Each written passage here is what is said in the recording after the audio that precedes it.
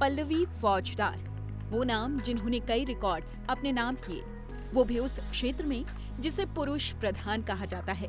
Bike rider के तौर पर पहचान बनाने वाली पल्लवी ने उन रास्तों पर सफर तय किया जिसे बेहद कठिन कहा जाता है। यही नहीं, पल्लवी ने बाइक के जरिए ऐसी कई यात्राएं की जो अपने आप में बाकी महिलाओं के लिए नजीर है। लेडी बाइकर पल्लवी फौजदार ने कैसे ये सफर तय किया और बन गई लाखों महिलाओं के लिए मिसाल, देखिए।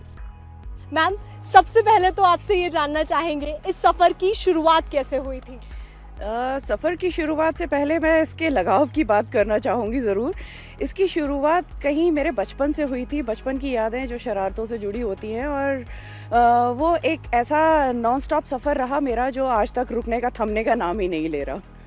मैम, चाहे वो माना पास रहा हो या उमलिंगा पास रहा हो, किस तरीके से आप वहाँ तक पहुँची? क्योंकि आपके नाम जो रिकॉर्ड्स हैं वो सोलो राइडिंग के हैं, यानी आप किसी को साथ लेकर नहीं गई, आप अकेले गई इस पूरे सफर। जी जी, बिल्कुल। सबसे पहले तो सोलो जब नाम सुनते हैं किसी स्त्री के साथ में कि और वो ट्रैवल कर सकती है, तो लोगों के मन में डाउट आते हैं, और मेरी कहानियों के साथ में they are full of doubts क्योंकि लोगों को ये हजम नहीं होती है ये चीज़ कि कोई भी एक स्त्री, कोई महिला अकेले बिना पुरुष के सहयोग के बिना कैसे कोई चीज़ अचीव कर सकती है। पर और अक्सर ये आने वाले डाउट पुरुषों के द्वारा आए तो समझ में आता है, स्त्रियों के द्वारा भी आते हैं, और वो अक्सर उन स्त्रियों द्वारा आते हैं जो अपनी क्षमताओं पे संदेह रखती हैं कि वाकई में वो कुछ कर सकती हैं। जैसे मैं बिलीव करती हूँ, मैं उस मिट्टी से हूँ जहाँ देवी को पूजा जाता है, और वो आपके मंदिर में, आपके जब भी आप आँख बंद करते हैं और उनका ध्यान करते हैं, वो 10 भुजाओं के साथ में आपके सामने आती हैं। तो मैं यही मानती हूँ कि हमारे लिए, स्त्रियों के लिए कुछ भी संभव नहीं है। जैसे ही आप अपनी शक्ति का एहसास करेंगे, अपनी उसको समझते हैं और उसको पहचानते हैं, आपके लिए कुछ भी असंभव नहीं होता। मैम, जब इस जर्नी की शुरुआत हुई थी, जैसे कि आपने कहा कि महिलाएं ही आ जाती हैं विरोध में, तो बहुत से ऐसे पल रहे होंगे जब आपको रोका गया होगा या कठिनाई आपके सामने आई होगी, उनमें से कुछ याद आता हो कि किसी महिला ने ही आपको रोका? बिल्कुल, बहुत ही अच्छा सवाल पूछा है आपने।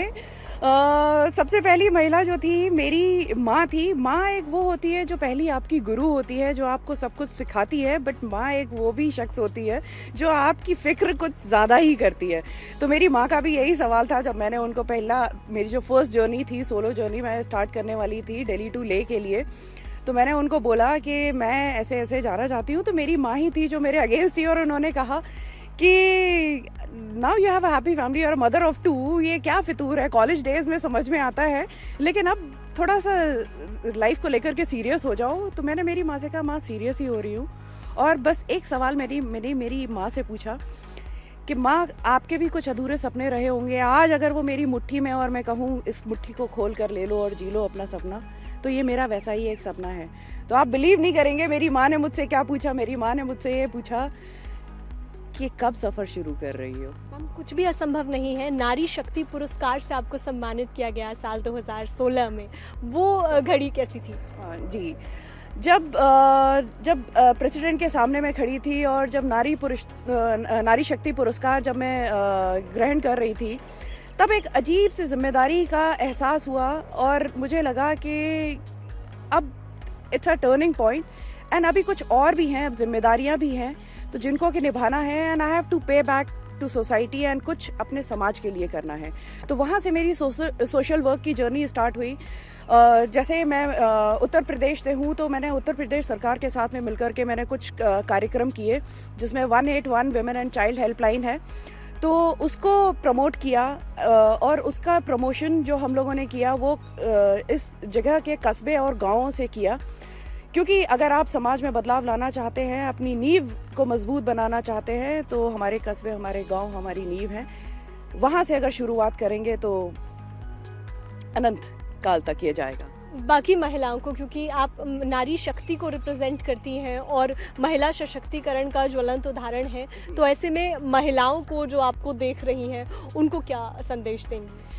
देखिए, सबसे पहली बात तो मैं ये कहूँगी, हम अक्सर क्रिप करते हैं, रोते हैं और ये कहते हैं, कभी घर वालों को दोष देते हैं, कभी समाज को, कभी किसी को, कि इनकी वजह से मैं ये नहीं कर पा रही हूँ। आप उनको दोष देना बंद करिए, ऐसा कुछ नहीं है।